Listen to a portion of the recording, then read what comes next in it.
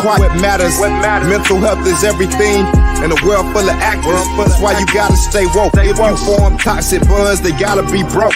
Whether it's enemies, friends, or family folk. Wellness is the wealth. Love yourself and show it care. And make sure anybody else do the same and keep it there. Keep the toxic on the low. Use your throat chakra mode. Surround you with the best support and keep your head up facing north.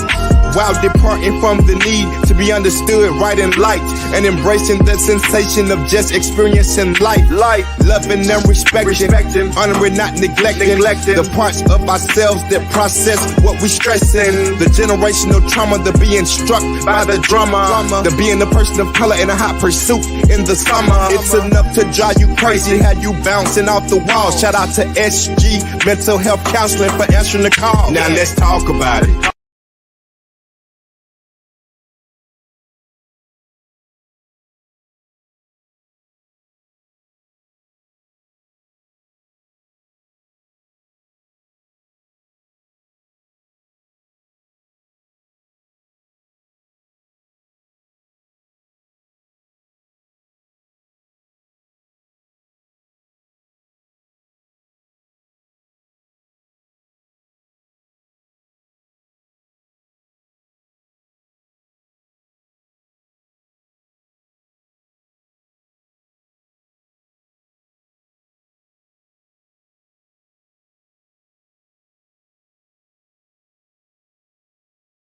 In Cleveland, Ohio, and I am a registered clinical social worker here in the state of Florida.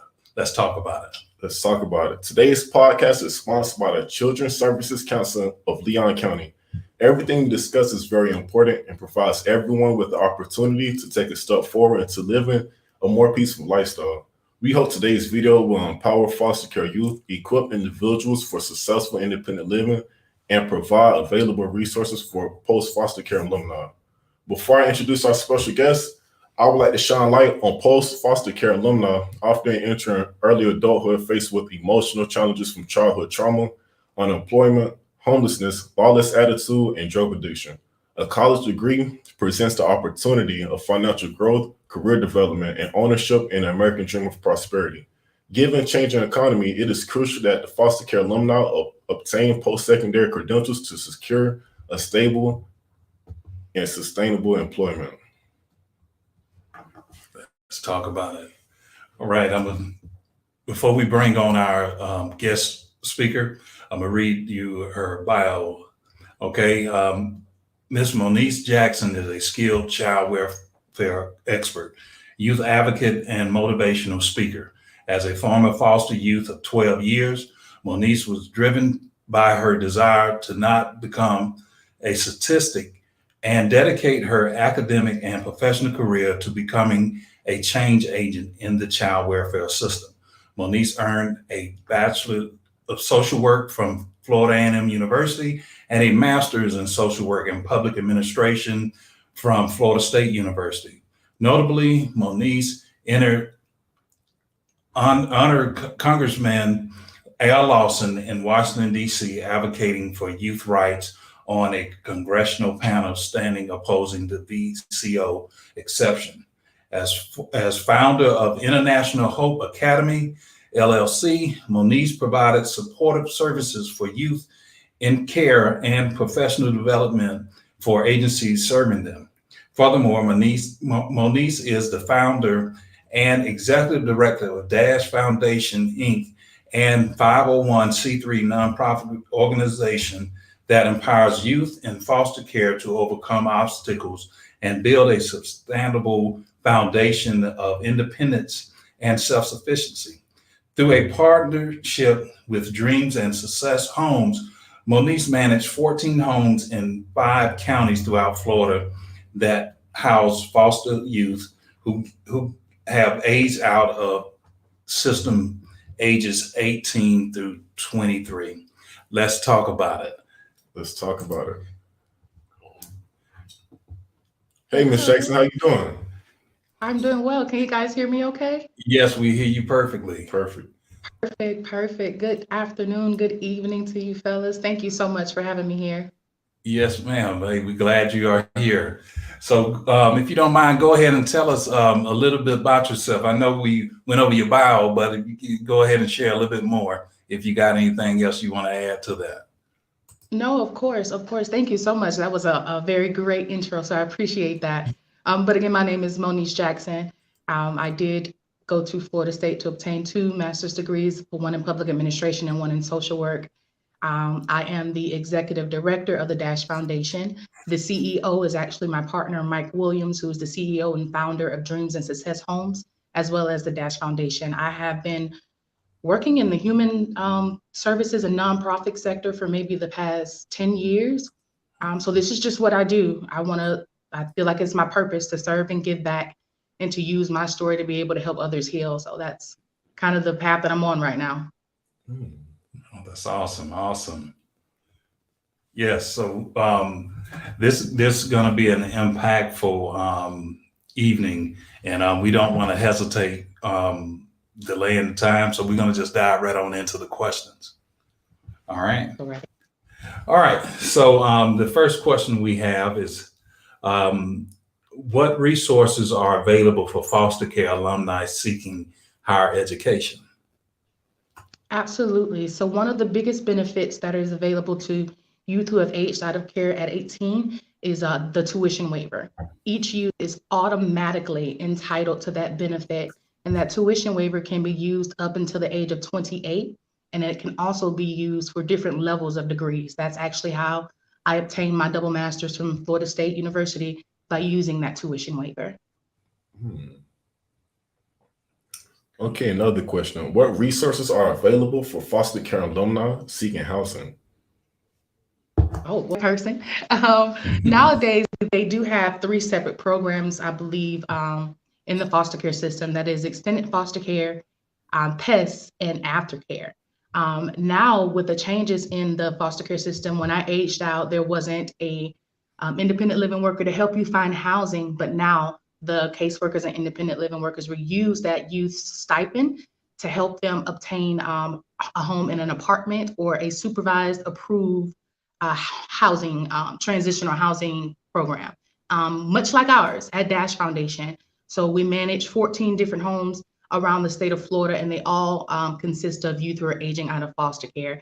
We work directly with the agencies. They let us know, hey, we have a youth aging out August 5th. Do you have any room? We say, yes, certainly do. We provide them with that housing. Because of the programs that the independent living system provides for the foster youth, they don't actually pay rent in a sense. Agencies pays for their rent up until a certain age. So when they come into our home, they have that foundation of being secure. We have a foundation, we have a home. Now we can move on to every other skill that we need to develop. But for the most part, when that young adult ages out, that independent living specialist will make sure that they have a supervised home to stay in if they cannot find a transitional housing program such as ours at Dash Foundation. Okay. So another question, during the time when you aged out and compared to now, do you see a big difference? And is it more challenging now than it was back then? No, actually, I if I'm going to be completely honest with you, I'm quite envious of the progress that the system has made since I aged out. I aged out in 2008, and just to be honest about my journey, there was not a lot of support. I came up with no family. I didn't have big support system around me. So as when you get 18, you go get your apartment. Most of the times you have to have a guarantor. I'm a foster youth. I don't have a guarantor. And that caused a huge issue for me. It was a huge boundary that no one even thought, about when it comes to youth aging out of care. We don't know about security deposits. We don't have credit or no credit, a bad credit. And we have to have guarantors. And for those of us who don't have family or someone to support us, it was quite hard. So yes, in my opinion, despite the challenges that the system still faces, they have made progress since I aged out of foster care in regards to attempting to support this population that's aging out. Okay, thank you. That's interesting. Speaking of credit, how do you guys help establish credit for those transitioning into independency? what educate. That's where it starts, right? Most of the foster youth or most youth in general don't even know, about credit, much less that there's 3 different credit bureaus, how to build your credit, what's bad, what's fair, what's average credit. So of course, it starts off with education. We educate them on how to build their credit, what credit can be used for. Of course, in this world that we live in, credit is king. So it's about helping them become financially literate and stable enough to not only increase their credit score, but maintain their credit score. So it all boils down to education, hands-on, giving them that knowledge, knowing that some of them may be too afraid to ask because they don't know. So we just assume they don't know, and we make sure that even if the young adult comes in our program and they're super mature and confident, we treat them like they don't know and then educate them, making sure that they have the necessary skills they need in order to transition into adulthood successfully. We recently just partnered with a company out of Texas called Next Gen Credit Restore, and we're in the works of making a collaboration between them so that they can help our young adults build their credit, maintain their credit, and go much deeper in that. Learn about stocks, learn about investments, learn about whole life insurance, all of these things that most of us, when we grew up, we did not have that education, and now we're kind of playing catch up when it comes to being financially stable. So education is always first. Okay. How far in advance do you all start preparing the individuals when they get close to being aged out, or like, preparing them to basically to meet the world? Is it, you kind of help them through a year prior or 2 years out or what have you? How's that done?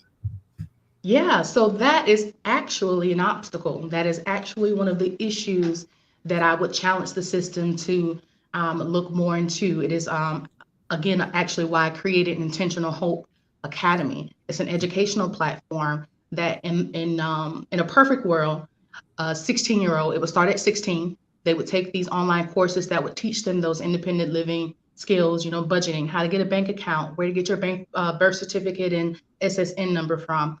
So the answer to your question is it has not really been established that these youth are reached before 18, so that they learn these necessary skills, that by 18, they're not overcome and overwhelmed with that fear of being an adult because they're like, I don't know anything. So that is actually one of the biggest obstacles that I'm seeking to change within the system, having these youth educated at 16 versus just at 18. Now they have to learn everything and now they're out there in the world.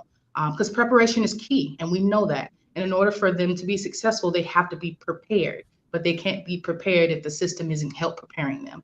And so that is something that I hope our audience, as well as us as professionals working in the social work field, will continue to think through and implement policies and programs that can help reach these young adults before the age of 18.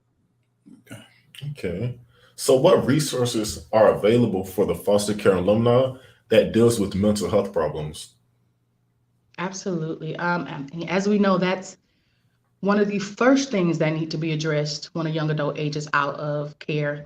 One of the biggest issues with some of our agencies and professionals, they think, when you turn 18, you're just supposed to get out there and go to school and get a job, but they still have all of these childhood traumas that they haven't unpacked. And in the world of foster care, therapies, I would go, I don't want to say demonized, but it kind of is. They don't want to do therapy because it makes them feel crazy. They don't understand how therapy can be used as a tool to heal themselves. And so by the time they get to 18, we kind of have to, push them, hey, like, I know you think therapy is scary, but let's get you back in there because it's necessary. But the answer to that question is each young adult actually is eligible for Medicaid. And I believe the Florida provider is Sunshine Health. And that is just as simple as going to the Sunshine Health provider website, looking up a therapist in your area. And as long as they take Sunshine Health, that young adult can receive therapeutic services from a therapist in that network. And also just, reaching out to independent and private companies like yourself, SG Mental. We have some young men in Tallahassee right now who I'm sure would benefit from seeing representation, especially men, in our homes. So that's how we make those connections. Okay. Does do you know if the Sunshine Help provide assistance with health care, dental care for the foster care alumni? Absolutely, and it goes up into the age of 23, if I'm not mistaken. Foster youth are entitled to food stamps. They're entitled to Medicaid, which includes mental health services, dentist services, as well as health insurance services, and that is up into the age of 23. So, what other resources are available for foster care alumni seeking employment if they don't have, let's say, one of those great degrees that get them a job right away? Yeah, of course. So that is the reason there are two separate programs. So the Extended Foster Care Program, EFC, and the PES program, PESS, Post Secondary Education, are two different programs for that very reason. Because we know college isn't for everyone. And it's not that college isn't for everyone, college isn't the only way to be successful. And so we want to make sure that these young adults don't feel pressure to go down that academic path if that's not their dream. And so what we do is we connect with community resources. Why reinvent the wheel when there are already organizations, agencies who are in that field specifically? They don't do anything else but help with employment. And so one of the big ones was the Career Source Center, I believe, in Tallahassee, that we would send our foster youth to, help them with their resumes, do mock interviews with them. Back in the day, they had this place called Dress for Success, which I don't think is there anymore. I'm mad it's not, but they literally gave me 3 business casual uniforms or attire for your interviews. So my biggest advice when it comes to thinking outside of the box and finding these resources is to reach out to the organizations that are already doing it. That's good. Okay. All right. So these questions here is going to go into the foster care from foster care to the independence. During the transition into independence, what to avoid fresh coming out of college? Coming out of college or coming out of care? Coming out of, care, college and care. The question was college, but definitely care. Okay. That's a loaded question. What to avoid? One of the biggest things, especially in Tallahassee, is avoid the hype. Especially if you're going to go to college, the parties and things of that. And we're not telling you not to experience it, but find a healthy balance. I mean, I'll even be honest to say my first year at FAMU, I got kicked out because of all of that excessive partying that I was doing. I came back, made my way back. But yeah, partying, not advocating for yourself. One of the biggest issues I see with this population, unfortunately, is they don't know how to advocate for themselves when it comes to the benefits that they are entitled to. Sometimes as caseworkers, you can be super overworked. And unfortunately, youth slip through the cracks. And because of that, the youth don't reach out to advocate for themselves. So one of the biggest things that you can avoid is closed mouth don't get fed. And the worst answer you can get is no. So call your caseworker. If you need food, they literally have another program called Aftercare, and it's for emergency funds. It's for those when you get an apartment and you have to pay 3 times the security deposit because you don't have a guarantor. Apply for Aftercare. Go directly to your caseworker. Hey, I want to get this apartment. The security deposit is this much. Can I apply for Aftercare? And that's another resource that most foster youth don't know about. They think it's just the EFC program and the PES program, but there are emergency funds for foster youth in the state of Florida called the Aftercare program. Okay. Yeah, avoid that. For foster youth, it's really easy for substances to become addictive for us. So doing everything you can to stay away from substances that are addictive, that can take you down that path. And having grace. A lot of these foster youth, they're really hard on themselves. They give the world and everyone else around them more grace and mercy than they do themselves. So what does that look like for someone who's probably stuck in their ways? How can you teach them to give themselves more grace? By pointing it out.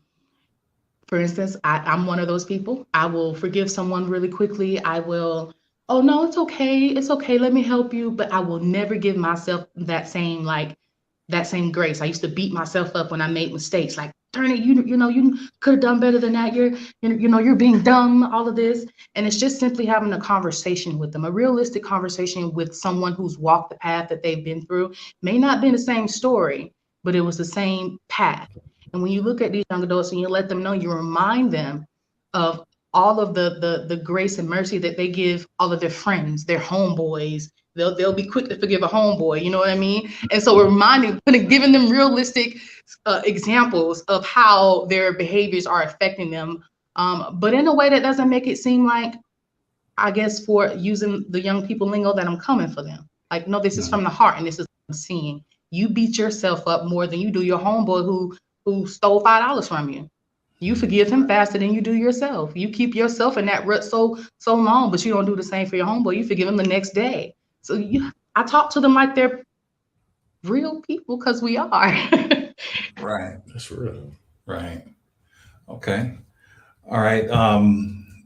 Coming out of foster care, is there a community of people that they can be connected to I guess plug into, to I guess have someone there, almost like, I would say, lack of a better word, almost like a feeder program, that whereas they can see or know somebody else have been through it, that they can model or have somebody to speak to them that has been through it before. Absolutely. So of course I have to put us first, the Dash Network. The founder, Mike Williams, and the executive director, myself, we are actually both former foster youth. And that's one of the ways we connect and reach through to these youth in care now. Authenticity, letting them know, hey, we came through that same lane you came through. We love you, and we're gonna love you with compassion, but we're not taking any excuses because we done been down this road.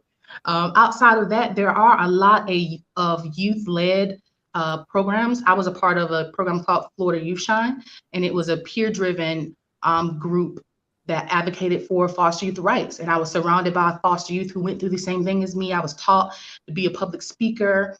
I was taught to go up to the Capitol and lobby for my rights. So being in that environment where I'm surrounded by people who grew up like myself, but wanting to make a change, really made a change on me. So I definitely encourage any foster youth who is aging out of foster care to definitely connect with your nearest youth empowerment group, because there's many, especially in Florida. Like I said, there's Florida Youth Shine. There's also the National Institute for Foster Youth. That's actually how I got my internship to Washington, D.C., where I was able to shadow Congressman Al Lawson and have that experience and meet with foster youth, not only in Florida, but it was actually all around the world. I believe they chose 2 youth from each state, and I just happened to be one of the 2 that they chose for that year. And so these programs are all over. Joining the Facebook groups, we have plenty of foster alumni Facebook groups. If you were in a group home, your group home has alumni foundations. I'm a part of Boys Town of North Florida's alumni group. So the programs are out there. So that would definitely be the first step. I would always encourage foster youth when they age out of care to connect with your nearest youth empowerment group, because it'll help surround you with people that are like you, so you don't feel so alone on this transition. That's good. Okay. Oh, another question. Besides what you said, is there money out there for individuals that want to start a business, their own business up, that don't want to go to college? So to my knowledge, there is not money allocated to help foster youth who want to be entrepreneurs. That's a great idea. But what I do encourage the foster youth who do want to go down that entrepreneurial road is they do receive a monthly allowance each month, and teaching them how to save. And for instance, we have a young man in Tallahassee. He wants to start I just had a blank. What is the vending machines? There we go. He wants to start a vending machine business, and that's not really too hard to start. We did some research. We saw that a local vending machine was about $3,000. We calculated that he got maybe $400 every 2 weeks, and we broke that down into a budget so that he could save up for his first vending machine. So even though there aren't programs that specifically help foster youth who want to be entrepreneurs, for the ones who do want to go down that route, we do everything we can to help them come up with a good business plan connecting them with people that are already in that field that they are in. Um, and it absolutely encouraging entrepreneurship because like I said, it's not that college isn't for everyone. Nowadays college isn't the only way you can be successful, so we absolutely encourage our foster youth if they want to open up their own barbershop, if they want to be a cosmetologist, if they want to do nails, we support them in all of that. And like I said, unfortunately there isn't any funds. Maybe if we can come together one day and figure out how to make a collective pot for foster youth who want to be entrepreneurs, I believe that would be a very great ideal and initiative to start. Okay. All right. So this question is, how can I become comfortable with living on my own? So basically it's going into that transition from foster care to independence. And two, to add, have you ever experienced someone having those challenges, and then what are you guys are doing to help them work through their situation? Absolutely. So the fear of adulthood is what it is summed down to in one sentence. Being afraid of what's next. In the foster care system, and this may sound a little bit harsh, you're kind of crippled in a way because everyone does everything for you. You don't have your birth certificate, they have it. You don't have your SSN number, they have it. They schedule your appointments, they schedule your doctors and health appointments. So when these youth turn 18, they're literally like, who's gonna hold my hand and do this for me? And then the agencies are like, you're 18, we're not gonna hold your hand anymore. And so what we do is we help them focus on their mental health first. As I mentioned earlier, a lot of agencies really expect these young adults to just get out here and start living their best adult life without ever healing themselves or coming to or using the tools that are available to heal themselves. So I always give them 30 days of just settle in. Let's see where your head is. Let's make a plan. I don't want to put too much pressure on you in these first 30 days. I just want you to get used to what it feels like to not having everyone around you, to not having someone to tell you what to do. You know what I mean? Step into your adulthood. So we try to empower them and to help them overcome that fear of adulthood. We help them step into it, if that makes sense. Like Right. giving them that power back, because most of them don't realize that they're no longer the driver of their own lives. So we hype them up like, hey, it's your time now. This is your life. You in that driver's seat. Where we going? Where we pressing this gas pedal to? So versus, oh, you're gonna have to do this. You have to build your credit. You're gonna have to get a bank account.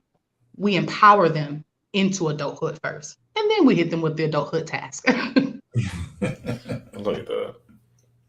For those who don't know, can you elaborate on the term safety net?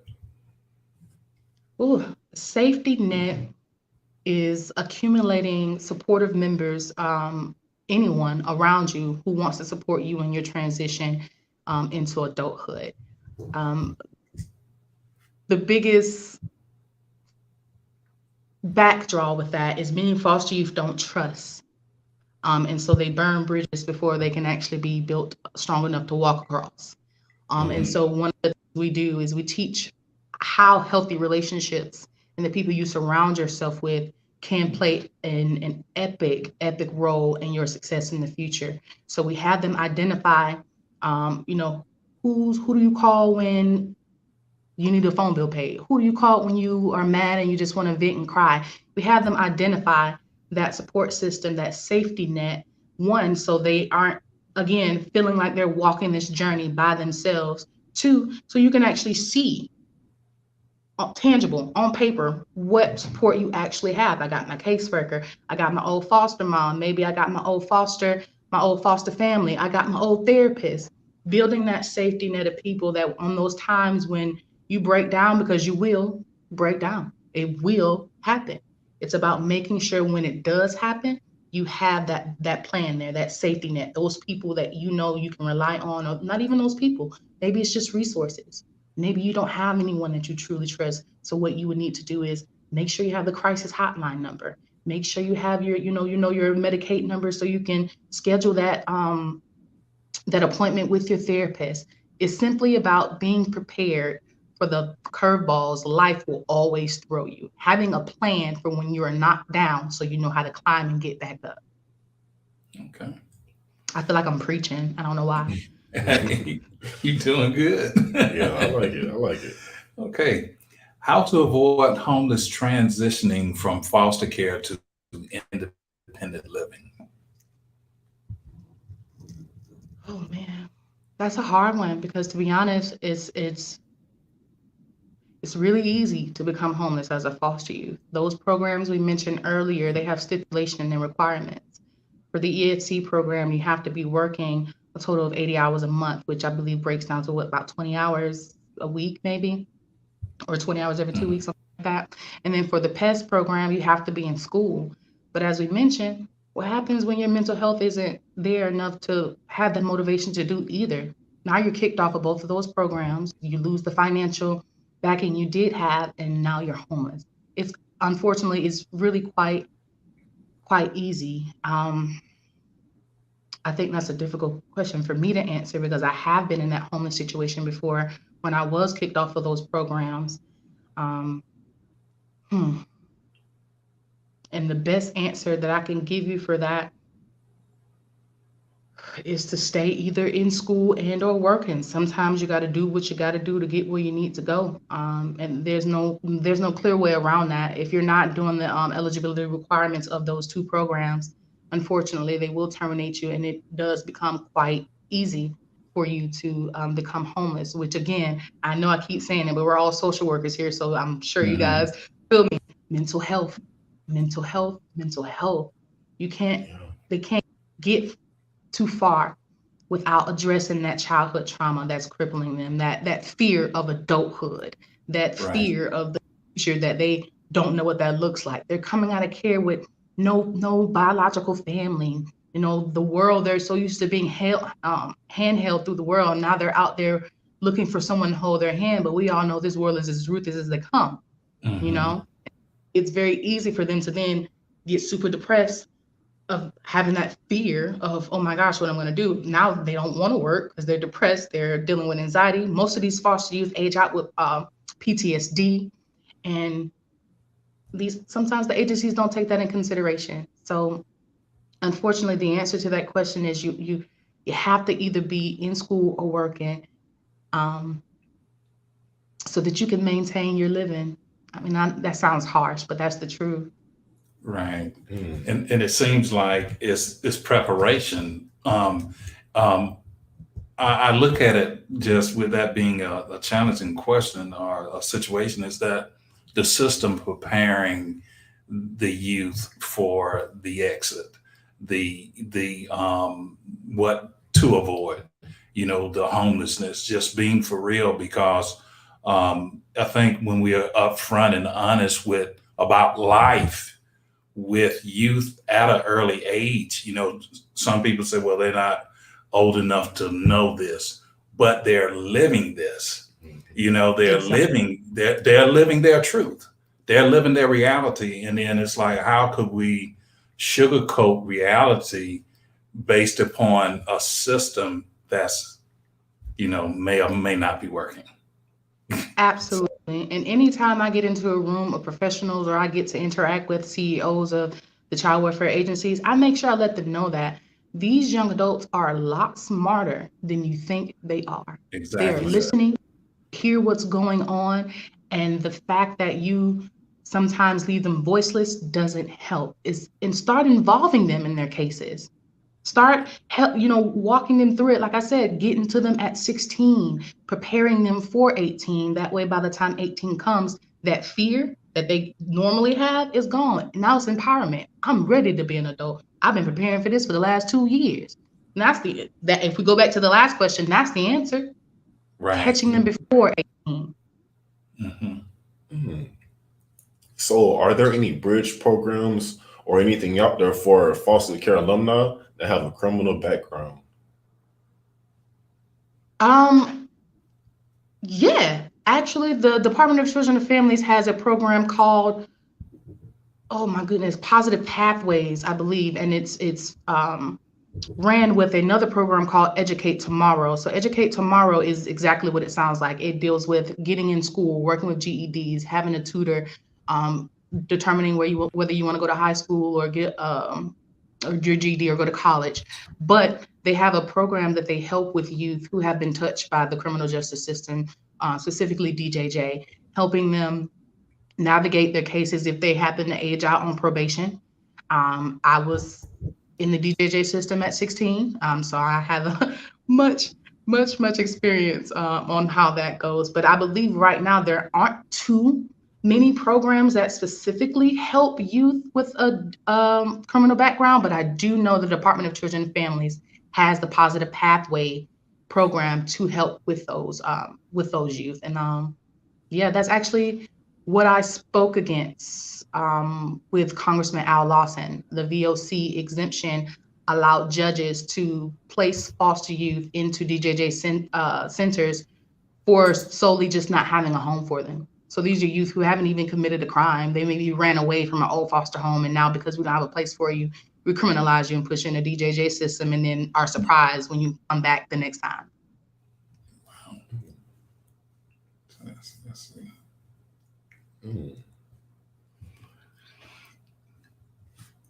And you said DJJ, right? As well? Mm-hmm. So the name of the program that helps that again is the Positive Pathways. I want to look it up just to be sure, but I'm pretty sure that's the name of it. Okay. So say if down the line the caseworker or an individual get in trouble and they're in jail, do you guys have money set aside for bond or anything down that line, or do you allow these individuals to sit there and deal with their problems? That is absolutely not common practice among the agencies. However, I can speak for us, Dash Foundation. One of the things that we pride ourselves on is our unique perspective. So yes, we actually have had a young adult who was arrested, and it was he was falsely arrested, and because of that, we did pay his bond.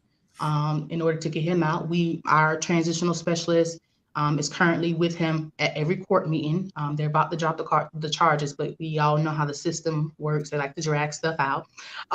So not many agencies do that, and there isn't a program for the Department of Children and Families that does it, but we do. Because again, we're the founder, Mike Williams and myself are both foster youth. And like I said, I've had previous experience with DJJ, so I know that is something that is unfortunately very common with this population. 9 times out of 10, by the time these foster youth turn 18, they have been touched by the criminal justice system.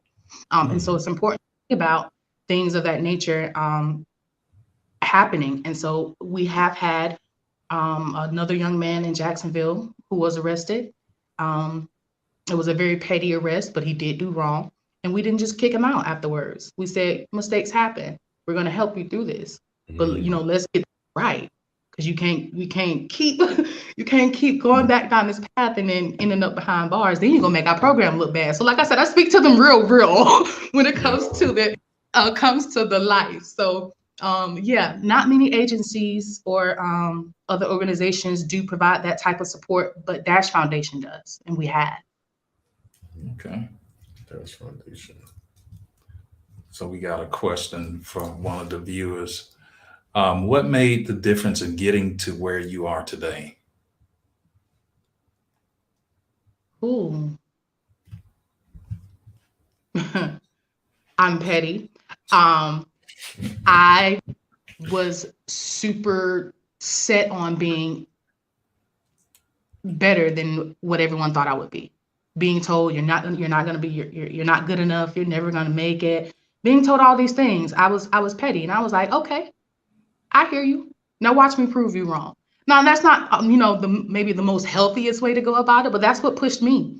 Being everything everyone said I wouldn't be. Not only just people, but these statistics. You have these statistics that say, as a foster youth, by the time you're 18, you're homeless. By the time you're 21 as a girl, you're going to be pregnant. By the time you're 25 as a young man, you're going to be in jail. I got sick of hearing all these predetermined statistics tell me what my life was supposed to look like. So in my mind, I decided I was going to be the complete opposite, and called me an overachiever, but that's what it was. Of course, I did have a support system that I still do lean on to this day. But if I had to attribute my success to anything, it was the pettiness in me to be everything everyone told me I wasn't going to be. That's good. I like that. So, with the programs, do you have any programs in mind that teach individuals how to be more independent, as in cooking? And I know you spoke on programs that help them plan ahead in life. So, how does that work when they want to just cook for the rest of their life, become a chef or something? Yeah. So again, and I'm sorry, guys, I have to keep using us as an example because we're the only ones, to my knowledge, doing things like this. Dash Foundation. We have an in-home success coach in the home with the foster youth. So we just don't place them in the home and say, hey, here's a home. We actually have an in-home 24/7 success coach in that home, teaching them how to do the small things that matter, building a morning routine because that matters, self-discipline, right? Learning how to cook for yourself, learning how to grocery shop. So our in-home success coaches take them to the grocery store, show them how to, coupon and, what to buy and how the generic brands are just as good as the high value brands, just with a different label. And then we have cook nights where the young adults, we have actually every week we have what's called a smart dinner where our in-home success coach cooks a meal for our young adults or our young adults who cook the meal for the house. And then they sit around the table and they talk about their goals for the upcoming week. They usually choose about 3 goals to focus on each week and then come together at that Sunday dinner to talk about, hey, did we accomplish these goals? We did. Okay, let's move on and get some new goals. We didn't accomplish this goal. Okay, let's circle back and see what kept us from, getting it. So we really do put an effort into making sure that we are literally there for them because these youth are used to people telling them that and then not being there. So we make sure we show up. And so we teach them, and I'm actually the chef of the nonprofit. So when I go to all of the houses, that's the first thing everyone wants me to do is cook for them. So if they don't learn anything from me, it will definitely be how to cook. I know that there are other transitional housing programs here in Florida. I just don't know if they have that level of support that we at Dash Foundation provides. Okay. So, when the individual creates that safety net and still need help, what resources can you point to them, or that's when you sit down and have that conversation? Rephrase that for me so I can understand it better. So say after you explain what a safety net is and one of your clients create that safety net, but they still need help, is there anything else that you could provide to that individual? I think the best answer for that is it will definitely be on an individualized basis, what the needs of that young adult is.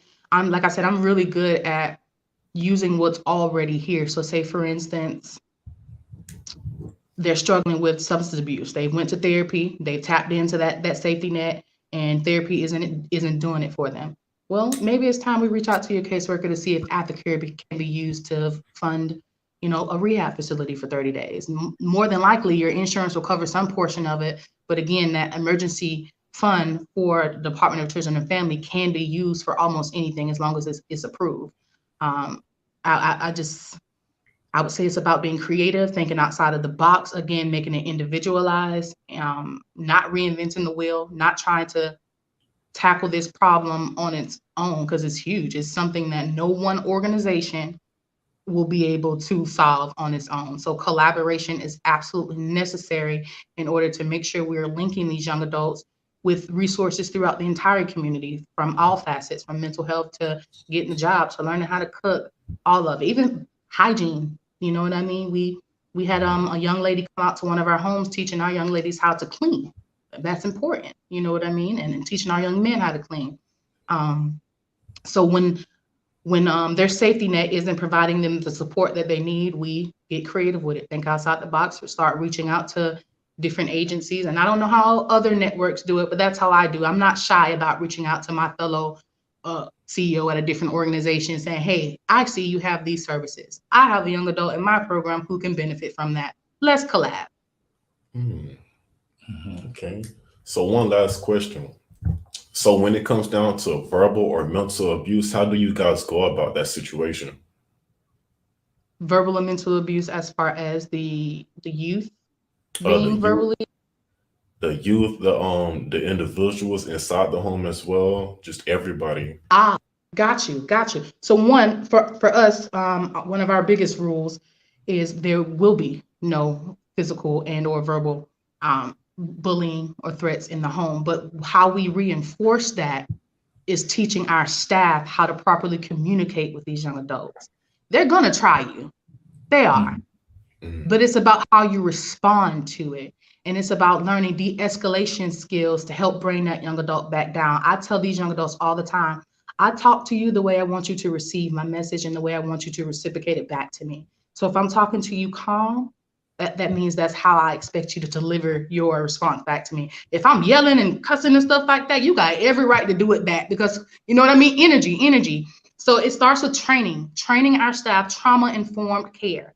You know, these young adults, they're, like I said, they are going to try you. And it's not even that they're going to try. Well, no, it is. They're going to try you to see if they can trust you. But sometimes they're dealing with these mental health conditions, PTSD, depression, anxiety. Some of them have bipolarness, schizophrenia that contributes to their behaviors. And I always tell my staff to separate the behavior from the person.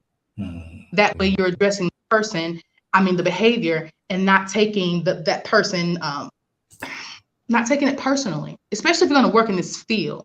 We have to learn how to separate the person from the behavior so that we can find a solution to the behavior while still understanding that this is a person who deserves compassion, understanding, and love. So that is and I know my staff, if they're watching right now, are probably like, oh, we get tired of Ms. Mo saying that, because I tell them all of the time, separate the behavior from the person, because it'll make it a lot easier for you not to take it personally. Now you feeling like your gangster been checked because a young adult been cussed you out, and now you want to get on that level. No, separate it.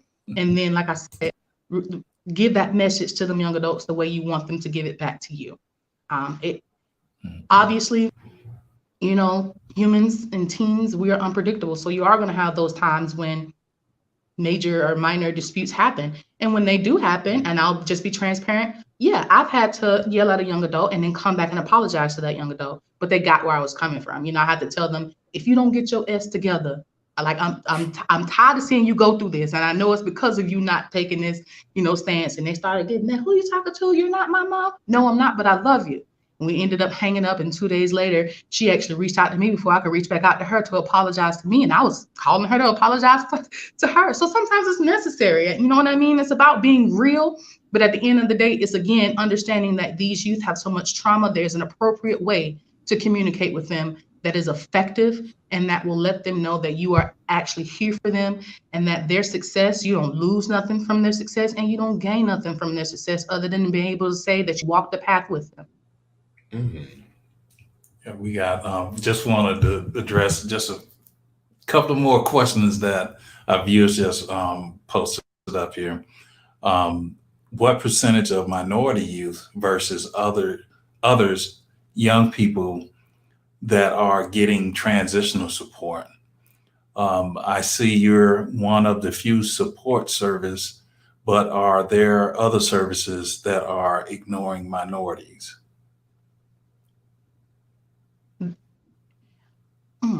Could you rephrase that, or maybe ask that question again for me? What percentage of minority youth versus other young people that are getting transitional support? Got you. So, to be completely honest with you, the majority of youth that age out of care tend to be people of color. People not of color tend to be adopted and fostered faster. In our program, we do have about I would say maybe a 98% filled with minority young adults, and maybe 2% of others. Again, because by the age of 18, most of the youth who do age out are of color. You know, all of the programs are dedicated to helping them. And I think that's down to our community. Our community. Foster care. Get these children. They need love. They need representation. They need to see people who look like them make mistakes and then pick themselves back up. We as adults so often try to hide our past or our mistakes from these young adults. They need to see that. They need to see us. You know what I mean? Like, so I think I get what she was asking, and I hope I answered it to the best of my abilities, by saying that majority of the youth who do age out of foster care are minorities. Therefore, the programs that are for them are for them. But the solution to that is to become a foster parent. It only takes one heart to change a life. And the biggest misconception is that the younger ones are the easiest. These younger ones will run you crazy. It's the teenagers that need the love. So become a foster parent, please. I wish someone would have adopted me or became my foster parent. So become a foster parent. Help the minorities who are aging out to have a home with people who look like they look. Okay. Interesting. So what are some ways you believe the community can support the aged out of foster care youth? So for instance, with the Dash Foundation, we're always looking for mentors, volunteers to come into the homes, not only to maybe you want to sponsor a smart dinner, maybe you want to bring over a good home cooked meal and sit down and share your life story with the boys or the girls. Maybe you want to come and choose a young adult to mentor yourself outside, giving them that extra support. Like I said, that safety net, that support system can never be too small. So as long as you're adding on people of benefit and of value who are there to see you shine, you can never have too many volunteers to come on. So if you would love to volunteer, please feel free to reach out to myself, Moniece Jackson, on Facebook. You can also reach us on Dash Foundation Inc. on Facebook. My email is Moniece, MONIECE @dashfoundationinc.org. We're always looking for volunteers to help. But not only that, go out to these foster homes before they're 18. How we're saying, we want to make sure that they're prepared before 18. They need to see love from the community before 18 as well. And these foster homes, as long as, of course, you have a good criminal background, i.e. no criminal background, you can go out to these foster homes and ask to volunteer with these youth. Get to know them, and they're living in your very own community, and you probably never know. You know what I mean? The churches, I would love for churches to get more involved, especially with group homes, because group homes are packed with minority youth. We have this saying that if you're in foster care, if you have your 13th birthday while you're in foster care, it's up. That's it. Because people don't like to adopt or foster teenagers. So foster a teen. I promise they're not as scary as people think they are. Oh, they got attitudes, they think they know everything, they think they're grown. Well, it's because they had to be. Show them a different way. Show them that now you don't have to put on that adult face that you've been having on. Now it's be a child. I'm giving you space to be that youth, to be that teen. So that's what I would say this to overall. Volunteer with the organizations, volunteer with their agencies, foster these youth, adopt these youth, especially, I hate to get a little political, but we kind of see what's going on in the world with, Roe versus Wade. And for me, when that happened, my mind automatically went to the foster care system is already overpopulated. Imagine what it's going to look like in the next 5 to 10 years. Become a foster parent.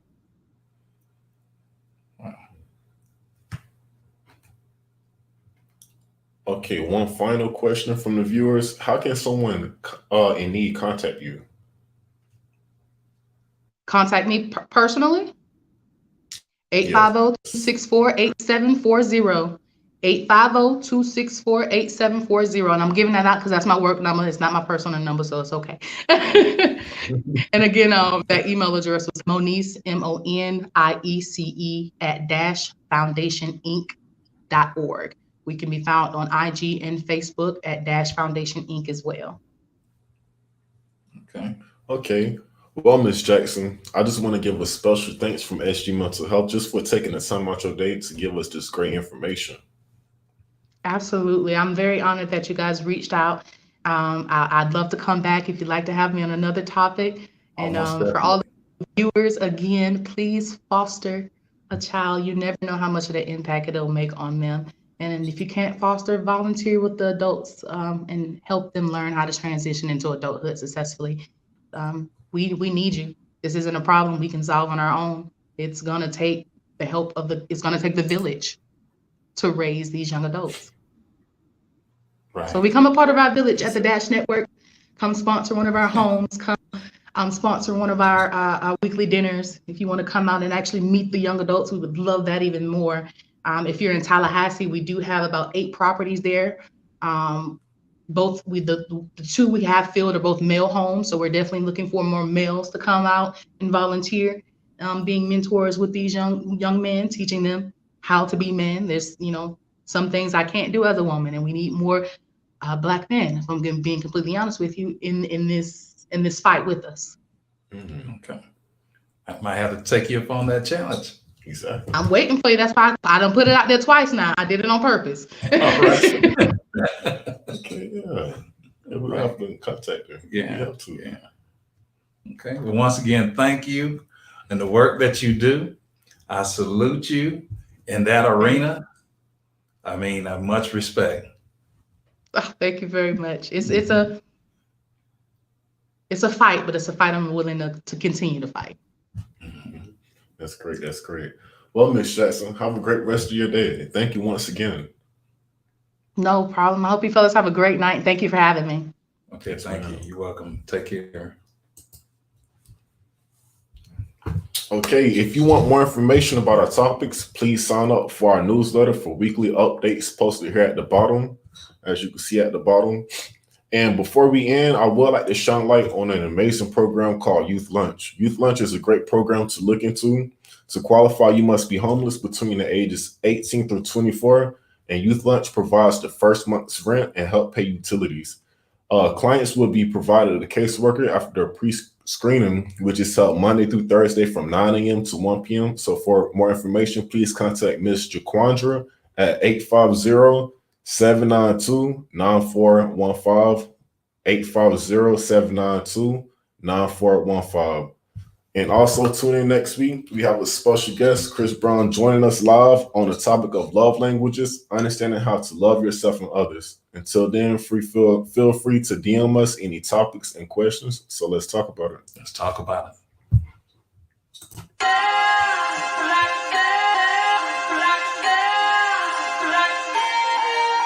Let's talk about it. Yeah. Let's talk about it. Yeah. Let's quiet the brain's chatter to reflect on what matters. Mental health is everything in a world full of actors. That's why you gotta stay woke. If you form toxic bonds, they gotta be broke. Whether it's enemies, friends, or family folk. Wellness is the wealth. Love yourself and show it care. And make sure anybody else do the same and keep it there. Keep the toxic on the low. Use your throat chakra more. Surround you with the best support and keep your head up facing north. While departing from the need to be understood right and light, and embracing the sensation of just experiencing life. Loving and respecting, honoring, not neglecting the parts of ourselves that process what we stressing. The generational trauma, the being struck by the drama, the being a person of color in a hot pursuit in the summer. It's enough to drive you crazy, have you bouncing off the wall. Shout out to SG Mental Health Counseling for answering the call. Now let's talk about it.